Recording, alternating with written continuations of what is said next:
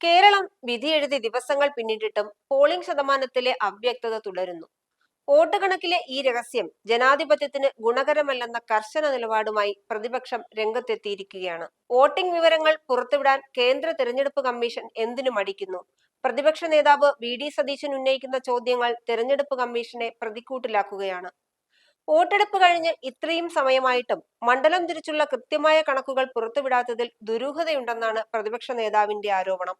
ഇതേക്കുറിച്ച് കേന്ദ്ര തിരഞ്ഞെടുപ്പ് കമ്മീഷണർക്ക് അദ്ദേഹം കത്തയച്ചു. പ്രധാനമായും 3 കാര്യങ്ങളാണ് അദ്ദേഹം ആവശ്യപ്പെടുന്നത്. മണ്ഡലം തിരിച്ചുള്ള പോളിംഗ് നില ഉടൻ പരസ്യപ്പെടുത്തുക, പോസ്റ്റൽ വോട്ടുകളുടെ എണ്ണത്തിൽ വ്യക്തത വരുത്തുക, ഈ വിവരങ്ങൾ വൈകാതെ തന്നെ ഔദ്യോഗിക വെബ്സൈറ്റിൽ അപ്ലോഡ് ചെയ്യുക. സംസ്ഥാനത്ത് കനത്ത പോളിംഗ് നടന്ന മണ്ഡലങ്ങളിൽ ജയപരാജയങ്ങൾ നിശ്ചയിക്കുന്നത് വളരെ ചെറിയ വോട്ട് വ്യത്യാസമായിരിക്കും. അതുകൊണ്ട് തന്നെ ഓരോ വോട്ടും എണ്ണപ്പെടുമ്പോൾ അത് സുതാര്യമായിരിക്കണം.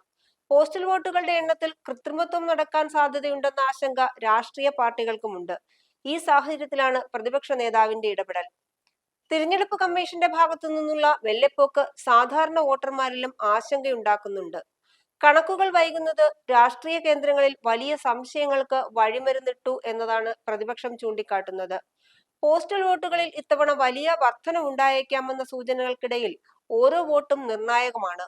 ഈ സാഹചര്യത്തിൽ സുതാര്യത ഉറപ്പാക്കിയില്ലെങ്കിൽ അത് തിരഞ്ഞെടുപ്പ് പ്രക്രിയയുടെ വിശ്വാസ്യതയെ തന്നെ ബാധിക്കുമെന്ന് കത്തിൽ മുന്നറിയിപ്പ് നൽകുന്നു.